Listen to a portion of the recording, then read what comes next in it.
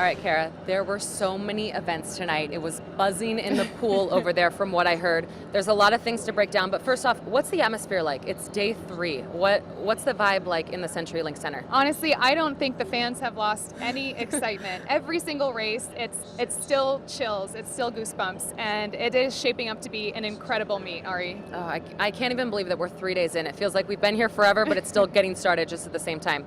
Okay, so let's take a look at the 200 fly semifinal for men. Let's kick it off there. 200 fly semifinal. No upsets, really. We have Michael Phelps out in front. He was a 155.1 tonight to give himself the top seed going into finals tomorrow night. Michael is about a decade older than the other guys in this heat, and he is not letting that age show one bit. A really strong swim for him. So we're looking at pace, Tom Shields. A lot of guys could be in the mix for that second place.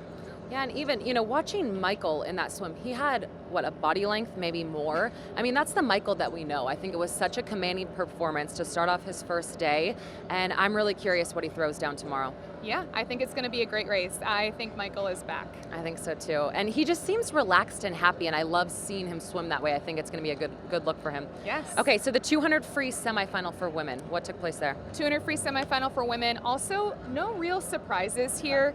We have Ledecky and we have Leah Smith again, our top 2 finishers in the 400. Seated first and second going into finals tomorrow night. And rounding out our field, we have Franklin in there. We have Melanie Margalis, who's been absolutely on fire at this meet. And it's also going to be a great race. An interesting one is Simone Manuel out in front.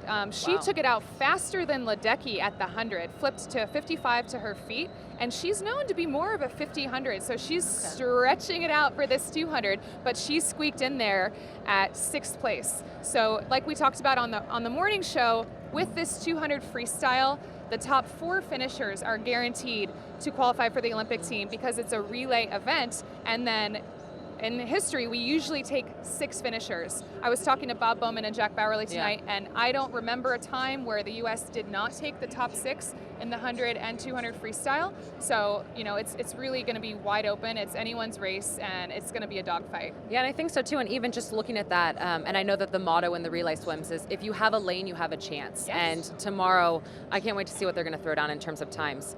All right, now one of my favorites, the 200 IM semifinal, and this is one that I actually announced a little bit this morning and got to be in the mix. I saw Caitlin Leverins this morning, and she was someone that I spent a lot of time with. We swam in a lot of 200 IMs together all over the world, and they had some pretty fast swims tonight. No sub 210s, but what were we looking at across the board? No sub 210s, but Leverins did get in there. Leverins is 4th going into finals tomorrow night.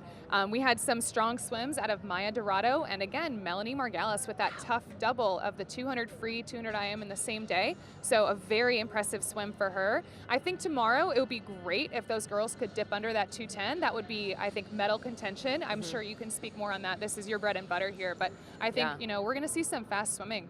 What I'm really curious about is if we see Melanie Margalis swim both tomorrow. I think she will. You think she will? Oh, yeah. She's been having an amazing last couple years, and I mean, the 200 IM is an interesting race because with that relay, it was something I could never swim the 200 freestyle because it was a little too close. And it looks like she's really in the spot and setting herself well to put together a great race. And with one thing I was noticing this morning, the back to breast flip turns have gotten so fast in that 200. Do you know? Oh yeah, people are getting in and out of that wall. It's such a key part of that race, the back to breast crossover turn. It's definitely impressive. I love it. Okay, so now let's move into the finals for tonight. So the first step was the 200 freestyle for men. Let's take a look at that one. 200 freestyle for men, we saw Townley Haas finish in 1st place. Townley was a freshman at Texas. Just to put this in perspective, at NCAA's, Townley finished 1st and is the first man ever to go under 131. 131. I can't even in a wrap my mind free. around how fast so that is. He's our short course yards American record holder, and now our 1st place finisher at Olympic trials. Wow. The thing about Townley, I don't think we really know how good he can be, and that's kind of scary. I think we're just scratching the surface with him.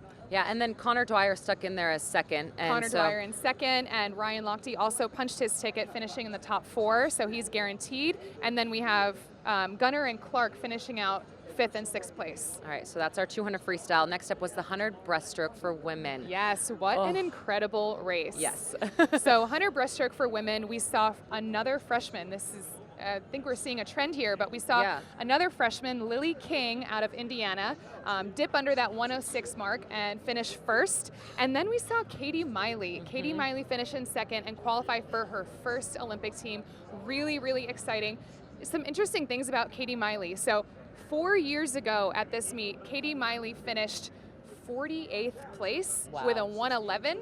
And this is redemption. I think the theme of this whole meet is redemption. And now she comes back, finishes in second place at 25 years old, and secures her spot on the Olympic team. Oh my gosh, good for her. Okay, so next up we had a pair of backstrokes. The 100 backstroke for men was a fast heat. And we talked about him last night, Ryan Murphy. And as we were walking here tonight, I actually went right by his mom, and she was a little bit nervous. I'm hoping to see her tomorrow and give her a big hug and congratulate her. But Ryan Murphy took it away. Yes, Ryan Murphy for the win.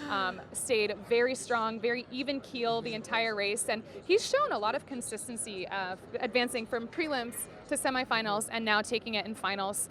And, you know, Ryan Murphy did final in this event 4 years ago. He finished 6th. Wow. While David Plummer, our second place finisher tonight, was 3rd last 4 years ago. So two guys that were in the final that did not make the Olympics last time. You know, like I said, it's redemption. And that 3rd place finish has a soft spot in my heart because all of ours. All of it. And David Plummer's been someone who's been on the scene for a long time, and I think we're all pulling for him and excited to see what they can do. In Rio. And you know, Matt Grievers finished 3rd. He's the London Olympic gold medalist in this event, and it's a bummer to see. You know, he's a fan favorite. Everybody loves Grievers, but he does have the 200 back. He does have the 100 free moving forward, so it's not the end for Matt. All right, so the last race of the night was the 100 backstroke for women. A little bit of a surprise, I have to say. I was surprised by those results. Yeah, you know, the race really was in the middle of the pool. We saw Missy and Natalie on those outside lanes, and Olivia Smoliga of Georgia finished first. Kathleen Baker of Cal and Swim Mac finished in second. A really strong swim from both of those ladies.